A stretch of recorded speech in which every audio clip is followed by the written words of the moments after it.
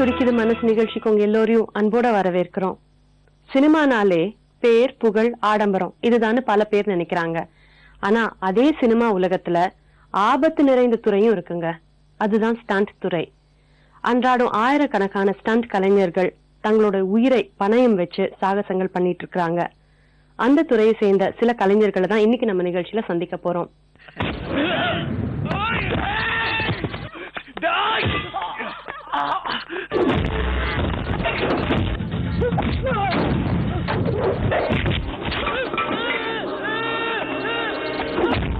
புகழ்பெற்ற stunt master Jaguar தங்கம் நான் எப்படி இந்த துறையை ரொம்ப நேசிக்கிறேன்னு சொல்ல வந்திருக்கிறாரு. முதல்ல அவரை சந்திப்போம். ஜாகுவார் தங்கம், இந்த டைட்டில் எப்படி வந்தது? நான் வந்து சிலம்பம் சுத்தினேன்னா கண்ணுக்கே தெரியாது, அவ்வளோ வேகமாக சுற்றுவேன்.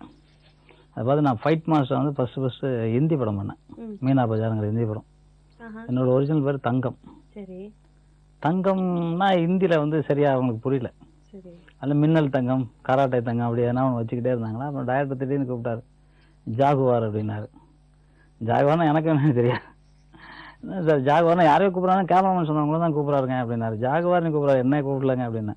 அங்கே தான் அப்படின்னாரு. போய் பார்த்து ஒரு மாரியம்மன் கோயில்னு நினைக்கிறேன், மாரியம்மன் கோயிலில் ஷூட்டிங் நடந்துட்டு இருக்கு. அந்த கோயில் முன்னாடி ஜாகுவார்னு உங்கள் பேர் நேர்ந்து அப்படின்னாரு. அது என்ன சார் ஜாகுவார்னு என்ன சார் பேர், வேணாம் சார் அப்படின்னா. இல்லைங்க, கரும் சிறுத்தை வேகமான அனிமல்ஸ், அது வேகத்துக்கு வேற அனிமலே கிடையாது. அப்புறம் எங்கள் அம்மா அப்பா பேரை வச்சு தங்கத்தையும் சேர்த்துங்க சார் அப்படின்னா. ஓகே, ஜாகுவார் தங்க அப்படி அந்த பேர் தான் ஜாகுவார் தங்கம். வச்சவர் யாரு? சந்திரகுமார் டைரக்டர், ஹிந்தி சந்திரகுமார். ஆமாம், அவர் மலையாள டைரக்டர். ஆக்சுவலாக ஹிந்தி தான் அவர் நிறைய பண்ணார். ஸோ இது எத்தனை வருஷத்துக்கு முன்னாடி?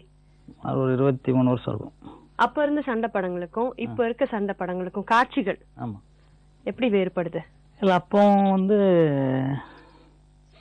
நிறைய சண்டை காட்சிகள் வந்து ஹீரோக்கள் வந்து புரட்சி தலைவர் எம்ஜிஆர் மாதிரி, தென்னகத்து ஜேம்ஸ் வான் ஜெயசங்கர் சார் மாதிரி, இது மாதிரி ரவிச்சந்திரன் சார் மாதிரி, இது மாதிரி கொஞ்சம் பேர் ஃபைட் கற்றுக்கிட்டாங்க. அப்புறம் வந்து கொஞ்சம் பேர் ஃபைட்டு தெரியாது, ஆக்டிங்கில் இருக்கும். இப்போ உதாரணமாக நடிகர் திலகம்னா ஆக்டிங்கில் அவர் உலக லெவலில் ஆள் கிடையாது. அவரை விட புரட்சி தலைவர் வந்து ஃபைட்டு ஆக்ஷன் மாதிரி நல்லா பண்ணுவார். இது மாதிரி கொஞ்சம் கொஞ்சம் இருந்துச்சு. இன்றைக்கு வர்ற எல்லா ஹீரோக்களுமே வந்து முதல்ல ஹீரோவாக நடிக்கணும்னு ஐடியா பண்ணோன்னே ஃபஸ்ட்டு போய் சேர்றது ஸ்டண்டு தான். அவங்களே ப்ராக்டிஸ் பண்ணாரு, அவங்களே ப்ராக்டிஸ் பண்ணி அவங்களே நல்ல திறமையா. அன்னைக்கு பார்த்தீங்கன்னா அன்னைக்கு பார்க்கும்போது தெரியும், எல்லாம் நல்ல திறமையாக ஃபைட்டு கற்றுக்குறாங்க எல்லாருமே. எங்கிட்டே வந்து விஜயகாந்த் சாரை நான் கற்றுக் கொடுத்தேன், சரத் சாரு, பிரசாந்த், அருண்குமார், இன்னைக்கு வந்து கலைஞரோட பேரன் எல்லாம் என் ஸ்டூடெண்ட் தான், விஜயசாந்தி மேடம், ஏகப்பட்ட பேர். ஏன்னா எல்லாரும் ஃபைட்டு கற்றுக்குறாங்க. ஏன்னா ஆக்ஷனில் ஒரு பெரிய பேர் இருக்குங்கிறனால ஆக்ஷன் எல்லாரும் கற்றுக்குறாங்க. ஒவ்வொரு படத்துக்கும் எப்படி டிஃப்ரென்ஸ் காமிக்கிறீங்க? கதை, அதாவது ஃபைட் எல்லாமே ஒரு மேலே குத்துறது, மூஞ்சிக்கு போய் குத்துறது, வயிற்றுல குத்துறது, கால் கிக் பண்ணுறது, இது மாதிரி தான். கதை வந்து வேற வேற கதையாக இருக்கும். ஒரு மார்க்கெட்டில் ஒரு ஃபைட்டாக இருக்கும், சாதாரண ஃபைட்டாக இருக்கும்.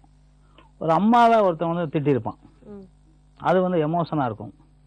தன்னோட பொண்டாட்டியை வந்து கையை பிடிச்சிருப்பான் அவனை, அது ஒரு எமோஷனாக இருக்கும். ஸோ அந்த எமோஷன் தகுந்த மாதிரி நம்ம டேக்கிங், கேமரா ஆங்கிள் அந்த மாதிரி எடுப்போம். இந்த சவுண்ட் எஃபெக்ட் அப்படிங்கும்போது ஒரே ஃபைட்டு மாதிரி இருந்தால் கூட வேற கலர்ஸ் வந்துடும். அந்த ஹீரோக்கு ஏற்ற மாதிரி, ஹீரோக்கு ஏற்ற கன்ஃபார்மாக ஹீரோக்கு ஏற்ற மாதிரி. அது இல்லாமல் வந்து அந்த சீக்வன்ஸ் அந்த மாதிரி ஃபைட் அமைப்போம். ஒரே சீக்வன்ஸ். இப்போ நான் கூட வந்து 756 படம் மாஸ்டர் ஒர்க் பண்ணியிருக்கேன். நான் வந்து எனக்கு வந்து ஒரு படத்துக்கும் வித்தியாசம் நிச்சயமாக இருக்கும். அந்தந்த மாதிரி எடுப்போம். ஒன்று வந்து பாக்ஸிங்காக இருக்கும், ஒன்று கராட்டே இருக்கும், ஒன்று குங்ஃபுவா இருக்கும், ஒன்று சிலம்ப ஃபைட்டாக இருக்கும், ஒன்று கத்தி ஃபைட் இருக்கும், நம்ம பழைய காலத்து தஞ்சாவூர் குத்து வரிசையாக இருக்கும். இது மாதிரி டிஃப்ரெண்ட், அது மாதிரி கதைக்கு தகுந்த மாதிரி மாற்றி மாற்றி எடுப்போம். இது எல்லாமே நீங்க இந்த ப்ரொஃபஷனுக்கு வந்ததுக்கு அப்புறம் கத்துக்கிட்டதா இல்ல கத்துக்கிட்டு வரணுமா? இல்லை, நான் வந்து 5 வயசா இருக்கும்போது ஃபைட்டு கற்றுக்க ஆரம்பித்தேன். உங்க பிரதர்ஸோட இல்ல யாரும் சண்டையா? எனக்கு எங்க அம்மா தவறிட்டாங்க. எங்க அக்கா கிட்ட போய் திருச்சியில இருந்தேன். எங்க அக்காவை வந்து ஒருத்தர் கையை நீட்டி பேசிட்டாரு. ஒரு 6 அடி இருப்பாரு, நான் இப்போ சின்ன குழந்தை, ஒரு 5 வயசுல எவ்வளவு இருக்கும் பாருங்க. எல்லாமே அவர் வந்து தள்ளிட்டாரு எங்க அக்காவை. கையை வச்சு தள்ளணும்னு நான் பக்கத்துல அந்த விரகோட கோடால தூக்கி அவர் விரல்ல போட்டேன். அவர் என்ன அடிக்கிறதுக்கு தேவை, நான் ஓடி போயிட்டேன். எங்க ஊருக்கு ஓடி போயிட்டேன், தூத்துக்குடி ஓடி போயிட்டேன் திருப்பி. அதுக்கப்புறம் திருப்பி அங்கே அம்மா அப்பா இல்லைனாலும் திருப்பி நாங்கள் வர வேண்டிய சூழ்நிலை. ஆனால் என்ன பண்ணோம் அப்படின்னு நினச்சேன். சரி, நமக்கு ஒரு தற்காப்பு வேணும், எப்படியும் நம்மளை அவர் அடித்தா திருப்பி அடிக்கணும் இல்லையா அப்படின்னு நினச்சி நான் சண்டை கற்றுக்க ஆரம்பித்தேன். சும்மா விளையாட்டை அப்படி போக ஆரம்பித்தேன். எனக்கு தற்காப்புக்குன்னு போக ஆரம்பித்தேன். அது வந்து 22 வருஷம் கற்றுக்கிட்டேன். நீங்க கத்துக்கிட்டது சிலம்பம். 22 சிலம்பம், செடிக்குச்சி, மான்கம்பு, குத்துவசை, பட்டா, பரங்கு, லேசிங், பாக்ஸிங், குஸ்தி, இது மாதிரி ஒரு 22 வருஷம். அதுக்கப்புறம் கராட்டேல நான் 76 பிளாக் பெல்ட் தான். என்கிட்ட 15,000 பேர் ஸ்டூடெண்ட் இருக்காங்க தமிழ்நாட்டுல. அப்ப கத்துக்கிட்டு அப்படியே வந்துட்டு இருக்கும்போது அது ஒரு போதை ஆயிடுச்சு. கத்துக்கிறது, அந்த சண்டை தெரியறது ஒரு போதை ஆயிடுச்சு. அதுக்கு அடிமை ஆயிட்டீங்க. அதுக்கு அடிமை, கரெக்ட். வேற எந்த வேலைக்கும் போறது இல்ல, ஒன்லி அந்த வேலை தான். அதை தவிர வேற எதுவுமே செய்யறது கிடையாது.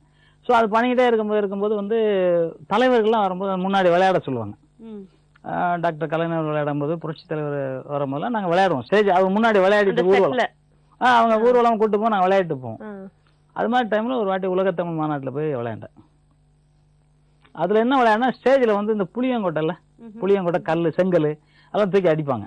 நான் நடுவுல சுத்தமா என் மேல ஒரு கல்லு கூட படாது. நம்ம கொடையை பிடிச்சிட்டா மழை பெஞ்சா எப்படி அங்க வெளியே படுமோ அந்த மாதிரி ஃபுல் இது வந்து வெளியே பட்டோம். ஸோ அதை வந்து அப்படி பண்ணிக்கிட்டே இருக்கும்போது திடீர்னு சத்தம் இல்லை, ஒரே கைத்தட்டு விசில் அடிச்சுட்டு இருக்காங்க. திடீர்னு எதுவும் சவுண்ட் இல்லை, அப்படியே கப்சி ஆயிட்டாங்க எல்லாம். என்னடான்ட்டு நான் சுத்திக்கிட்டு இருந்த வேகத்தில் எனக்கு அதையும் கவனிக்கிறேன். இன்னும் பார்த்தா தலைவர் இருந்தார், புரட்சி தலைவர் இருந்தார். ஃபர்ஸ்ட் டைம் அவர் முன்னாடி வேற ஒரு வாட்டி சுத்தி இருந்தா கூட ஃபர்ஸ்ட் டைம் இவ்வளோ பக்கத்தில் பார்த்தோன்னா நான் அப்படியே நின்ட்டேன். கூப்பிட்டாரு, என்ன பண்றாரு? சும்மா இருக்கேன்னு, தோட்டத்துக்கு வந்துனாரு. அன்னைக்கே என்னோட லைஃப் மாறிச்சு. ஸோ அப்படிதான் வந்தேன் நான். ஓகே, எப்படி மாறிச்சுன்னு சொல்லுங்களேன். தலைவர் வந்து தோட்டத்துக்கு வர சொல்லிட்டாரு. நான் வந்து எல்லாம் எங்க வீட்டில் வந்து சொன்னேன், யாரும் நம்பல. அவராவது சொல்றது, உனக்கு என்ன பைத்தியம் அப்படின்ற மாதிரி சொல்லிட்டாங்க. அப்போ எங்க அண்ணன் குன்றத்தூர்ல வந்து இங்க இருந்தாங்க, மெட்ராஸ்ல. அப்போ அங்க வந்துட்டேன். அங்க வந்தோடனே எங்க அண்ணன் வந்து சொன்ன மாதிரி பார்க்கணும்னு சொல்றேன் அப்படின்னு. எங்க அண்ணன் வந்து சிரிக்கிறாங்க. அது எப்படி வந்து அவரு போய் பாப்பாரா, சும்மா போ வேலையை பாரு அப்படின்ட்டாங்க. எனக்கு சொல்லி பார்த்து முடியல. எங்க அண்ணன் டெய்லி தொல்லை பண்ணி அப்புறம் எங்க அண்ணன் ஒரு வழியா அங்க வந்து மகளிர் அணியில ஒரு அம்மா இருந்தாங்க. அவங்கள கூப்பிட்டு, அது தம்பி ரொம்ப ஆசைப்படுறேன், அப்படியே கூப்பிட்டு போங்க அப்படின்னு கூப்பிட்டு போனாங்க. கூப்பிட்டு போய் கேட்ல எங்களை நிறுத்திட்டாங்க. அந்த அம்மா சொன்னாங்க, அது மாதிரி இருங்க அப்படின்னு சொல்லிட்டு, நீ யாருன்னு என்ன கேட்டாரு.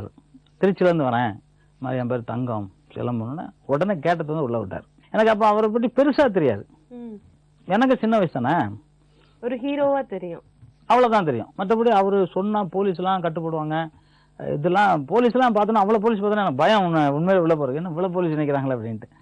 அப்புறம் அவரு வந்த உடனே ஃபர்ஸ்ட் கேட்ட கேள்வி, சாப்பிட்டியான்னு கேட்டாரு. எனக்கு இப்போ கேட்குற மாதிரியே ஞாபகம் இருக்கு. சாப்பிட்டியான்னு கேட்டார். சாப்பிட்டேன் அப்படின்னா, சாப்பிடு அப்புறம் பேசிக்கலான்ட்டு. நான் ஏதோ சாப்பிடலன்னு அவர் தெரிஞ்சது. காலையிலே வந்துட்டேன் இல்லையா, ஒரு 7:30 மணிக்கெல்லாம் வந்து நிற்கிறோம். சாப்பிடாம 1 மணிக்கு வந்தாரு, பேசினாரு. என் கூட ராணின்னு ஒரு பொண்ணு வந்துச்சு, அதுவும் நல்லா சிலம்பம் விளையாடும். அவங்க அப்போ வந்து கைவண்டி இருக்கிறார் திருச்சி காந்தி மார்க்கெட்டில். அந்த பொண்ணு படிக்கலை, அந்த பொண்ணு நல்லா சிலம்பம் சுத்தம். 2 பேரும் ரசிப்பார், நாங்கள் செய்கிறத ரசிச்சு அந்த பொண்ணுக்கு ஒரு டாக்டர் கல்யாணம் பண்ணி வச்சார். எனக்கு என்ன பண்ணோன்னு கேட்டால், சினிமாவில் சேரணும்னு வச்சேன். நான் அவர் மாதிரி ஹீரோ ஆகிடலாம் கேட்டேன். அவர் உடனே ஸ்டண்டு எனக்கு ஃபோன் போட்டு, நான் வந்து அப்போ தர்மலிங்கம் மாஸ்டர்னு தலைவராக இருந்தாங்க, அவர் வந்து தலைவர் கூடவே இருந்தவர். அவர் சொன்னோடனே அப்புறம் அப்படியே என்னை வந்து செலெக்ஷன் வச்சாங்க. செலெக்ஷன் அப்போ நான் கராட்டே நுங்சாக்கெல்லாம் ரொம்ப சுற்றுவேன். இது அப்புறம் வந்து செலெக்ஷன் வச்சு சேர்த்துட்டாங்க. சேர்த்ததெல்லாம் அவன் கரெக்ட் தான், ஆனால் 2-3 வருஷம் வேலையே கிடையாது. ஏன்னா நான் வந்து ஷார்ட்டாக இருக்கிறேன்னால ஃபைட்டரா யாரும் ஒத்துக்கல. அதே மாதிரி ஒரு ஆயுத பூஜை ஒன்று வந்துச்சு. அப்போ ஆயுத பூஜைக்கு எங்க ஸ்டண்ட் யூனியன்ல வந்து எல்லாரும் அவங்கவுங்க திறமை காமிச்சு விளையாடுவாங்க. அது ஒரு ஜாலியாக நல்லா என்ஜாயாக இருக்கும். அப்படி விளையாடிட்டு நானும் அப்படி கை கட்டு வந்து உட்காந்து பார்த்துக்கிட்டு இருந்தேன். சிலம்பம் சுற்றணுன்னு எங்களுக்கு சிலம்பம் சுற்றணும் இல்லையா, அந்த ஒத்தடி மாதிரி ஒரு மாதிரி கேட்டால் அப்படியே பிளட்லாம் அப்படி சூடாயிடும். நான் சொன்னேன், இது மாதிரி நான் கொஞ்சம் விளையாடுறேன் அப்படின்னேன். நீ மெம்பரான்னு கேட்டாங்க. என்ன மெம்பர் தாங்க, 2 வருஷம் மேலே மெம்பர் ஆயிடுச்சு. வேலைக்கு போறீங்க? இல்லை, நாங்கள் கார்டு காமினாங்க. நான் கார்டை காமிச்சேன். சரி சுற்றுனாங்க. இப்போ சிலம்பம் சுற்ற ஆரம்பித்தேன். அதாவது ஒரு 20 வருஷம் 22 வருஷம் ட்ரைனிங்கு. நம்ம 2 வருஷம் வந்து மெம்பர் ஆகி வேலை கிடைக்கல. நம்மகிட்ட திறமை என்ன திறமை காமிக்கணுங்கிற வேகத்தில் கம்பு சுத்தம், கம்பு உடஞ்சி போச்சு. என்ன வேகமாக இருக்கும் பார்த்துங்க. எல்லாம் ஒரே கைத்தட்டல. அப்புறம் நுங்சாக்கு எடுத்து, அப்புறம் தஞ்சாவூர் குத்து வருஷம் அடித்தேன். கராட்டே கிக்ஸ் அதெல்லாம் போட்டேன். அன்னைக்கே ஆம்பூர் பாபுங்கிற மாஸ்டர் என்னை வேலைக்கு விட்டு போயிட்டாரு. அடுத்த நாள் காலையில் ஃபர்ஸ்ட் வேலை போயிட்டேன். அதுலேருந்து அப்படியே ஏறு முகம்தான். ஒரு நாள் கூட ரெஸ்ட் இல்லாத அளவுக்கு வேலை செஞ்சேன்.